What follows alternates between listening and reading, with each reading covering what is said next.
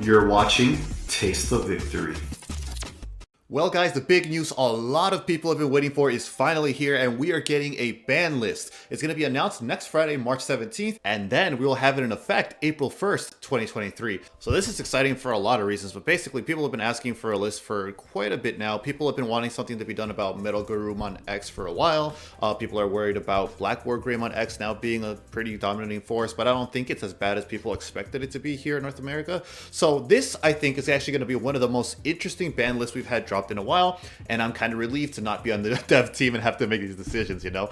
Shout outs to them for the hard work they put in and making these tough choices. Because here's the thing, let's look at North America top 32 for Nationals. So this was Nationals of North America. If we look at the decks out of what, like 1,000 entrants, out of all of those decks, what made it to day 2 top 32, we saw that no BlackWarGreymon X actually made it.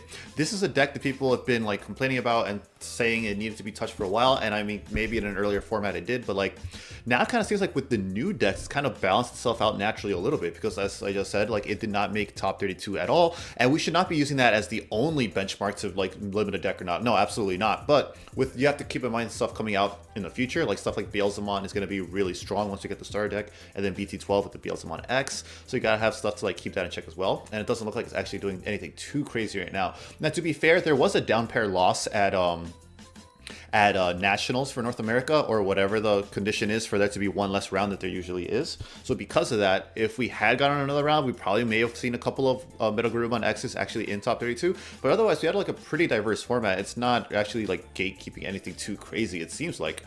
And it's a pretty hard matchup into BlackWarGreymon X. But we do look at BlackWarGreymon X, and we see that in comparison, it is taking up a lot of top 32 in North America. And Eggman is providing all these lists on his website. Definitely check them out. Give a big shout out to Eggman for all the work they do with the TOs. They do have lists, if we look here, for the other regions. So if you go ahead and look at that, so we're not just looking at North America's data, we also have Oceania and EU top finals.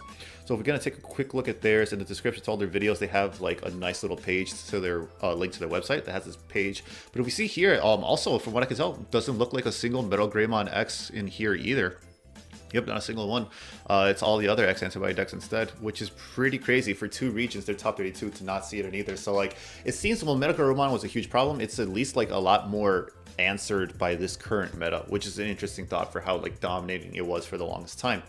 So you have to keep in mind, like if you're gonna hit something like BlackWarGreymon X, you probably also hit BlackWarGreymon regardless, because that is what is largely keeping it in checks. So if BlackWarGreymon X leaves, that could lead to issues. So you probably still have to hit BlackWarGreymon anyways. But BlackWarGreymon is, we see the top deck in both regions. Well, actually it's pretty even with Crossheart in EU. Other than that, we have BlackWarGreymon X, and if you hit BlackWarGreymon X, then Shoutmon, Crossheart decks and stuff like that is way more open into the meta, and it's only going to get more support. So then the question comes, do you need to do something like a preemptive hit about that so it doesn't become a monster again? I don't know. Probably not, because I think the new decks coming out will naturally answer it. But yeah, it's a pretty interesting list here, because also like people have been discussing, for the first time I'm seeing a lot of people talking about unlimiting stuff on the ban list. Like some people always say as a joke, like, oh hey, let's put HPD to 4, hidden potential to 4, you know, just bring green back to prominence, you know. Like people always joke about that, but like this is the first list I've noticed where a lot of people are talking pretty seriously about unlimiting stuff. Stuff like Jet Sylphimon, stuff like Argomon. I think Argomon is still something that you don't unlimit. Ever gonna be running anything other than your 4 max downloads, or like force, or like a 7 split or something like that, just because it's like so great to efficiently always have a free level 5 to quickly climb into your 6 in a deck that is all about quickly climbing into your 6 and going wide and getting stuff suspended. So I don't think we're probably ever going to see Argo at anything more than 1, maybe 2 max, I don't know. But the other talk was Jet Sylphimon. So you see Jet Sylphy here. This is a card that was limited a while back because yellow hybrids were insanely efficient. Like you could so quickly, easy, and cheaply digivolve into this card to get a recovery +1. So now you have recovery +1 with a pretty decently sized body, and you just like poke as security, or you digivolve into your Mega to recover further or answer their board and stuff like that, and your security is doing half the work to get rid of your opponent's board. So like this card was just way too good and way too efficient, and was the best deck for, well, it was like one of the most played decks for a while, because it was the only thing that could answer Crossheart back in Japan when they had it in their format. So here in North America, it was still topping a lot, and it led to frustrations by enabling stuff like security control and stuff like that. So eventually we got hit. But now a lot of discussion has actually kind of revolved around bringing this card back, and I'd be really curious, what do you guys think about that? because I think the game definitely needs some more defensive options, but I think that should be better represented in cards like Digimon X, which is a redirector without being a blocker, so you can block multiple attacks, and then when it is finally deleted, it sacrifices its stack a little bit, you know, like Digivolves basically, to put itself in security and recover +1 to make up for the hits that you took. I think that is a great way to design defensive utilities in the game, and, you know, give more support to blockers. I think stuff like Jet Sylphimon is just like, obviously this card itself is too good. Like, I think there is a argument for this kind of defensive playstyle, absolutely. I just think Jet Sylphimon was way too efficient, and they didn't really expect it to be that good of a card into its yellow hybrid package, you know, so splashable in the color. Because, like, basically the entire color yellow is centered around this playstyle of yellow hybrids for the longest time when this was legal. So that's an interesting discussion there. I'd be very interested to hear what you guys have to say on that. I think there is some merit to it. I don't know, maybe you could put it to like 2. I wouldn't probably take this off all the way to 4 though. That's kind of crazy in my opinion. But yeah, we have like a lot of OTK center strategy, so I totally get the logic for that too, and I don't think it'd be the worst thing in the world. The game is sped up a ton, and we have upcoming in the new set, we have a lot of like options to just trash security now. But BlackWarGreymon X, very likely this, well, that's the thing too. Like, how do you guys feel about this? I don't know actually, because we saw with Crossheart, we had such an unbelievably negative response to them hitting a deck, cards of that deck in the new set, like a week after it came out. It was literally the second week, right? Because like they had pre-release, then we had a week, and then they announced it, and I think it was announced for like the next week or something like that. So we had maybe like 2 weeks of actual set release in North America, and that was a very unpopular opinion, I noticed. So I don't know how much they would actually hit of this deck here, because the popular stuff people are requesting is either Hades Force or Greymon X Antibody. So Greymon X Antibody is the new one introduced in this set, which reduces Digivolution cost by 1 for each color, and then it has the protection. The protection is pretty crazy, but it is at the cost of the X Antibody in its sources, but you can just put another one underneath for free next turn, you know, so that's kind of the thing. I think, yeah, this card would be a really good choice to hit if you want to touch BlackWarGreymon X, because it's just so, does so much. Like, you have this incredible cost reduction, which should never have happened. You should never be able to go to BT8 Metal Greymon for only 2. It's absurd for all it does. And then you have this amazing, really good protection inheritable, which is just awesome, and you could keep refilling it.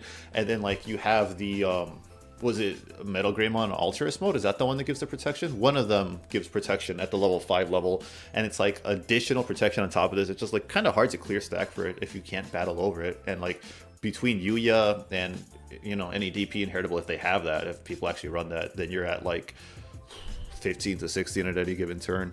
So it's kind of hard to actually battle over it, which is the one way you can consistently remove BlackWarGreymon X. So it's rough. Yeah, I think you probably target the Greymon X. A lot of people say to hit Hades Force as well, and I definitely get that sentiment. But I think if you touch this, you kind of bring Hades Force into prominence, because this is based into how much it deletes is based on the play cost of a card with Greymon and Same on your field, so you're not going to be able to go into like your Metal Greymons as easily anymore. So like it'll be slower to get this card live to an effective level where you would be able to actually delete anything relevant with it. So I think that kind of answers Hades Force in itself. However, like the odds of them actually touching main archetype cards in the newest set is kind of low, so maybe they do just hit Hades Force and it's kind of supportive, and, you know, but I don't think it would do enough. Like, I definitely was on the hate train for this card at first, and I definitely think there's like logic and totally justifiable, but it probably wouldn't be enough to really matter into BlackWarGreymon X, because it's really great, efficient control deck is what makes it so good, while still being able to poke away and be safe with every poke.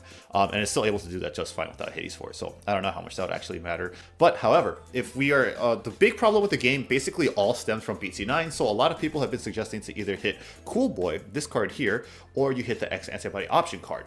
So I think we're all very familiar with the X Antibody option card does, but I'll say flat out right now, they are not going to hit that card. Just absolutely not. Because then becomes an entire archetype of cards that are unplayable. You have entire effects that can't be used if that card is at 1 or at 0.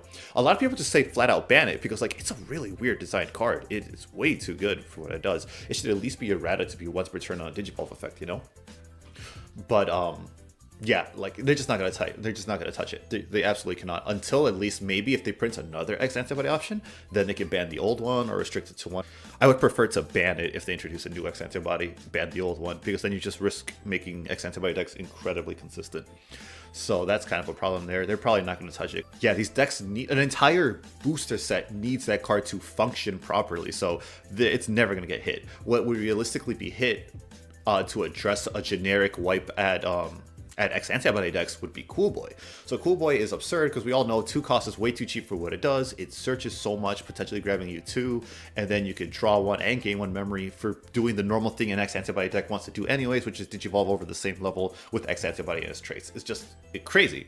It's just so crazy. Like, I would really like if this card got hit to 1. I think that's fine. I think putting this card to 1 is great because then you like force these decks to be a little more fair, to find their search somewhere else and stuff that is a little less cost efficient, and then you don't have to worry about all the memory gain and stuff like that because this thing is 2 costs. Just slam down a couple of them if you're not playing into BlackWarGreymon X, or if you know they don't have the Hades Force, and then they can't even choke you because you'll just go to 3 next turn and you'll be able to Digivolve into WereGaru and then start swinging and stuff. It's an insane card. I think the best generic hit, because like really a lot of people's problems with this game have stemmed from BT9. Booster Set 9 with its X antibodies was a really weird set, so I would really like Cool Boy to go to 1. I don't like this card because the X antibody option isn't going to get hit if you want a generic hit at X antibody decks. So Cool Boy is your next best option. And then the other deck I think people are commonly talking about is Grand Kuwagamon. So we have a preview of maybe what they want to do in the Ultimate Cup. Like maybe they're going to hit promo Grand Kuwagamon. So we can bring up Grand Kuwaga right now. And like the promo basically lets you Digiburst against security attack +1, and it leads to OTK while also clearing board because Grand is suspends something and just swings over it. So I think going to 1 is fine. As we saw, like some people have been testing like Hercules build with Hercules X, and that's been working pretty well for them, from what I can tell. I think Max Sapera said it's been showing results, which is pretty great for him. And I know a lot of other good players are like really believing in the Herc X train. So like I think you could limit this to 1 and it would still be a very viable and fair deck with the cards that we have out currently to replace it. So yeah, I think if you want to make sure BT9 is shot, you could definitely limit this to 1. I would be fine with that. If Ultimate Cup was a preview of what we're going to see, I'm okay with that. This is cool. And then, of course, everyone's favorite werewolf, WereGarurumon. So a lot of people, the discussion around this card is either ban or limit to 1, whatever Bandai does, the WereGaru promo, or the WereGarurumon X, which I don't think I am seeing here right now for some reason. Okay, there it is. You either hit the promo or you hit Were X. We saw that in the Ultimate Cup, they hit this instead, which is an interesting way to go about it because you still have access to this. You can do like Sagittarius over it to get your inheritable, because Sagittarius evolves over a WereGaruru for 0. So you could do that to still get your inheritable live early, but you can't X Antibody Evo, which is what leads to the OTK in you can't do the when attacking Evo into Were X, unsuspend, get an extra swing off that. You can't do that with Sagittarius mode because it's not an X antibody. So that does make it a little bit fair while still being playable. So I think I wouldn't have thought of that. I would have just been like tunnel visioned on the promo. But I think, yeah, hitting Were X like that is actually a really good option, because then you also get 1 less opportunity to use Cool Boy as well and all that stuff. So if they really wanted to be specifically against these decks, yeah, I actually really like that change that they made in the Ultimate Cup. That's a pretty good hit right there. I think that's pretty fair. Otherwise, you just put WereGaru to promo to 1 to be absolutely sure that the deck doesn't like become a big thing around still. So that's something you could do there. And I think that's pretty much it. That's everything people are talking about. I don't really think Shoutmon will need a list. I don't think Bloom Lord will need to be on the list. I think they're perfectly fine. It will be naturally answered by the decks coming in our next set, which is BT12. So I think we're all good. Well, and the starter deck. I didn't expect this video to be as long as it did. I actually got kind of wrapped up in a lot of discussion for it. It's really fun. I hope to get some people on here and have like discussion videos the next time a ban list is announced, because I think this is a lot of fun. But that's all I have to say about this upcoming list. I'm really excited because, like a lot of people, I think we are really due for one. I think we definitely need it, and it's a lot of the problems that need to be addressed are coming from BT9. So please just hit Cool Boy. Let me know what you guys think, though. I'm really excited for this list and curious to hear your thoughts. I'll see you in the next video. Until then, remember to stay hungry until you get a taste of victory.